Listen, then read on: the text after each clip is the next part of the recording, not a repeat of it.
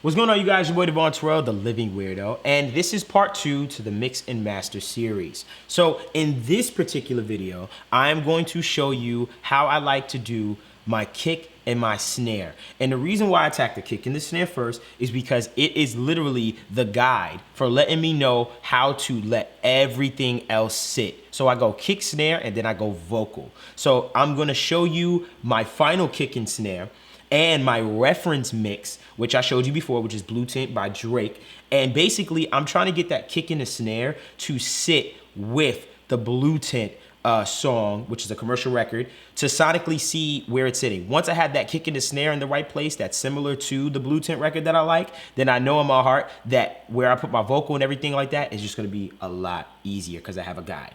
Let's just get right into it. So here is my final kick and snare. I'll play it for you right now.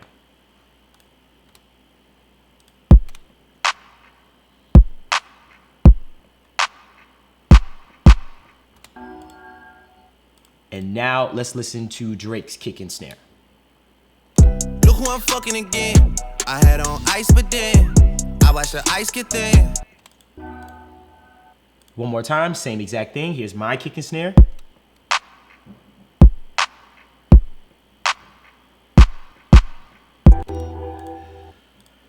And now here's Drake's kick and snare.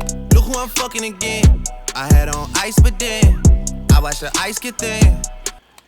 Cool. So I feel like my kick and snare is sitting at least the same level where his kick and snare is sitting. Now, I'm also aware that his is mastered and you're hearing all the instruments. But as far as the level where the kick and the snare are, it's very similar to where his is. And I tried to get it to the best place sonically where it sounded similar. You're never going to get the sound to actually sound exactly the same because they are different kicks and snares. But nonetheless, you can try to get it in a general area and go from there. It's just a guide. That's all the reference track is.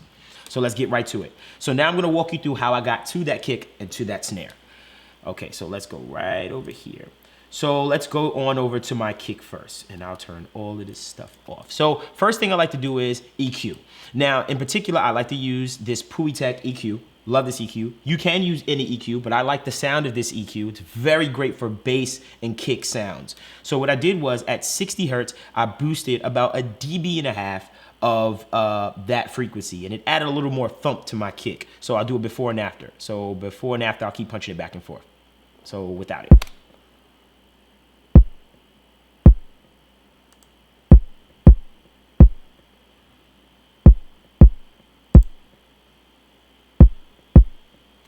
Cool. And you can even see that this kick on the Tech is red. It's actually clipping, but use your ears, guys. Don't think that just because you see clipping that it's a bad thing. As long as it's not distorting to your ears, it's fine.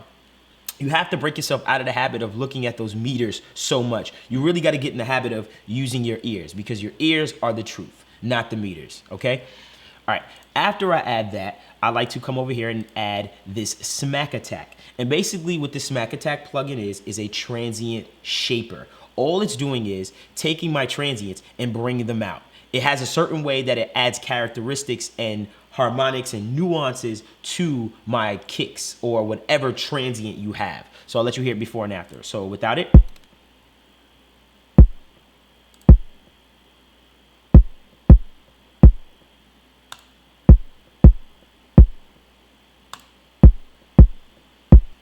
So very slight, not much of a big difference, but it's adding a little bit more, and I like a little bit more because a little bit goes such a long way when you're mixing. You don't have to do these dramatic changes when it comes to the instruments. You're trying to blend things, so you don't want to do too much. Okay, next thing I'm going to do is, it is something that you're going to do a little too much, and that's adding parallel compression. And I've showed you this in previous tutorials. Basically, the parallel compressor, all it is I'm taking a copy of the original kick or sound, and I'm copying it to another channel that is extremely compressed. I'm talking about drowning in compression. So this is the compressor of the copy of the parallel comp. And basically, you can see right here, it's switched to the all function. And all the all function is it's a 50-to-1 ratio. And there's a lot of compressors out there that can do this. If you just turn your compressor to about a 50-to-1 ratio, you can achieve the same sound. And basically, it's a hard ratio. And it's going to be chopping those peaks, and it's going to really make that kick sound crazy punchy and crack. Basically, this sound is going to be blended in with the original kick so that I don't damage the original kick. So basically, this is a sonic thing. This is being blended in. I also have a limiter on this super squash parallel compressed kick in order just to control the level a little bit more, and it brings it out a lot more with more chopping peaks. So I'll play you just with the parallel compressor in and with it in and off, on and off, excuse me. Okay, so let's do it like this. Okay, so without, and I'll keep popping it back and forth. Without.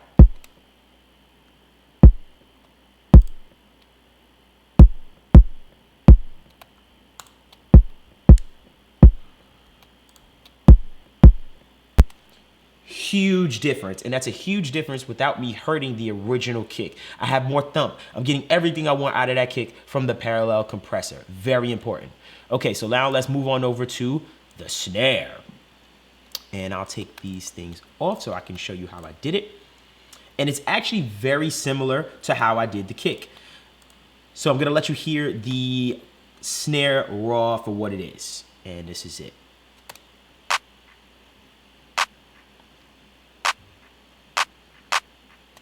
Cool, simple. Kick sound, the snare sounds fine, but I think it could be better. So I'm gonna make it sound better without damaging it. Okay, so first thing I like to do is I like to use this thing right here. It's a type of compressor. It's called the Renaissance Axe. Now, just keep in mind, this is a compressor, okay? You can basically achieve the same sound, but I just happen to like how this particular compressor sounds. So the Renaissance Axe, what it's gonna do is I'm just adding about 3 dB of compression on my snare just to get a little bit more out of it. So I'll do it before and after and let you hear it.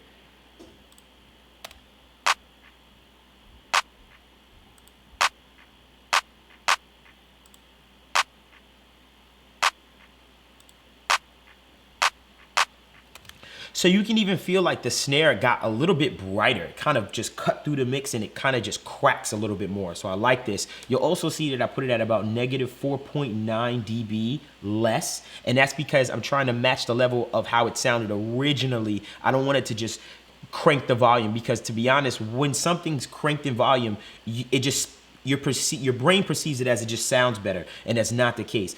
When you're compressing or doing things like that, compress it and bring it back down to a level that is the same as when it was before. And that's why you bypass back and forth, or bring it back up to the level where it was before, and you'll notice a huge difference. Okay, next thing I like to do is I like to add a little EQ to this snare. And this is just for this particular mix. Every mix is different. For this one in particular, I felt like the snare was gonna get a little jarring. I felt like it was a little too bright.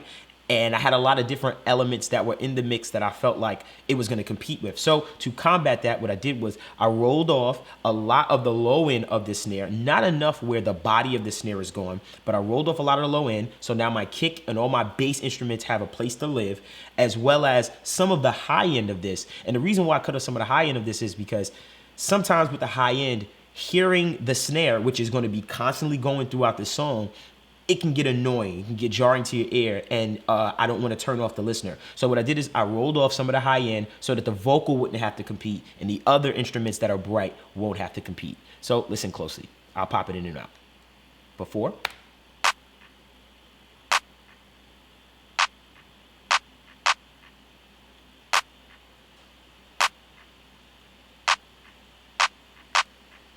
So rolled off a ton of that low end, rolled off some of that high end. Now it's sitting in this small little tight space that I like, and that's how I like to do that. Okay, next thing I'm gonna do is same concept as my last thing with the kick. I'm gonna add a parallel compressor, surprise. And basically it's doing the same exact thing.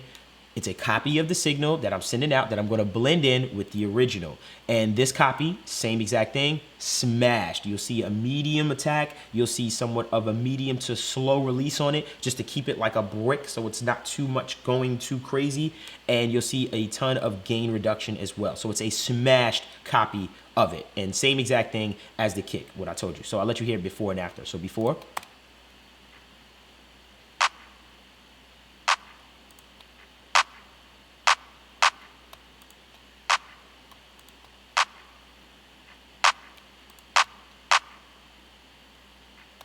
So you can hear that the snare gets a little bit more bite, and some of the stuff that we lost with the snare rolling off the bottom previously has now come back. We've added some more body back to this snare.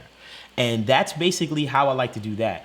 And last thing I like to do is I like to add, well, for this particular one, I added a little bit of a reverb to the snare just to give it a little bit more space. So I'll play it for you with and without. So without.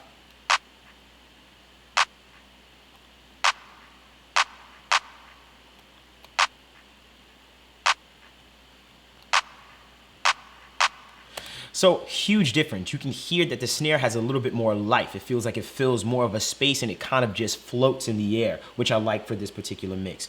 So now what I'll do is I'll play you my kick and my snare together. Just take a listen.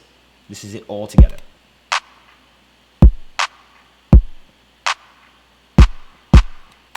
Love it. Now what I'm gonna do is, as I play this kick and the snare for you, I'll play Drake's Blue Tint and let you hear that like I did for you before. So listen, this is Drake's Blue Tint compared.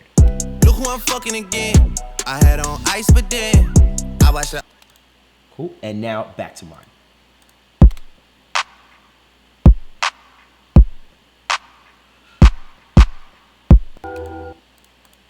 Look who I'm fucking again. I had on ice, but then I watched the ice get. Cool. So similar in sound. Obviously, we're not there yet, but as far as the level and as far as the punchiness and the crack, I like where it sits. You'll never get it to sound exactly the same, but this is a guide that's giving me an idea of where I'm at. So make sure you hit the like and subscribe button, comment below. Let me know what you guys think. Ask me any questions. In the next video, we're gonna move on over to the vocal, which is going to be the pivotal thing to help me set up the entire mix as far as how to make everything sit. So head on over to the next video. Make sure you follow us on Instagram at HelpMeDevon, and I'll see you in the next video.